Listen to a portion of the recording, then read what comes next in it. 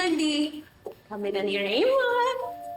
Siguro naman, mababawasan na yung kaka-stress mo sa mga bagay-bagay dahil ngayon, official na kayo ni Raymond. Sana nga. Iisipin ko na lang na motivation ang lahat na nangyari sa akin from Libby to Raymond na wala talaga makasira sa mga plano ko. Isa na lang talaga ang panira. Yun na nga, Kaz. Yun na nga yung sabihin ko sa'yo. Nandito na yung panira. +1. Yung Puji nandyan na. Okay. Eh, di ba pumayag ka na dito titira si Sir Dado? Dahil sa'yo. Kasi, Kaz, iniisip ko lang ha, na magiging madali para sa'yo na paikutin yung bata, na mapasunod mo siya sa mga utos mo, kung pagbibigyan mo rin siya sa mga hiling niya. Isip ako eh. Sige na nga. Okay na.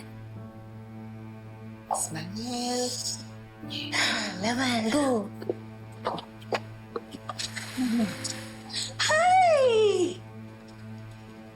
Mama, salamat po pala ulit na pumayag kayo na dito po muna umuwi si tatay. Divina, hindi naman ako makikihati sa oras ni Princess eh. Alam ko na may lugar sa buhay niya. Amo, pansamantala lang naman to eh. Mga ilang araw o linggo hanggang sa maging okay ako. Good. I mean, good dahil masaya ako na nakalabas ka na ng ospital.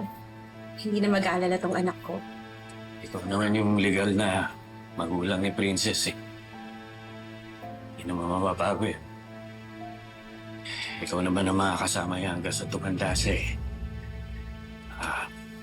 Nahihiya nga ako tumira dito eh. Pero kinapalan ko lang mukha ko. Okay nang yan, anak ka pa. Welcome ka sa pamamahay ko. Basta, alalahanin lang natin yung mga boundaries natin. Hindi tayo magkakaproblema, no?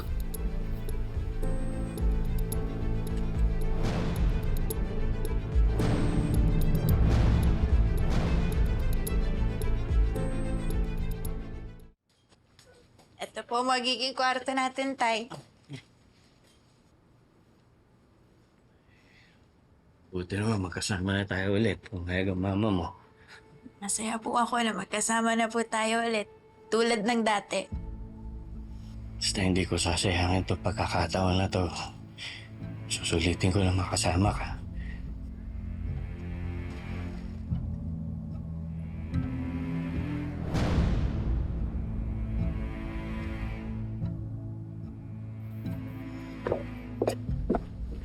Salanan mo to.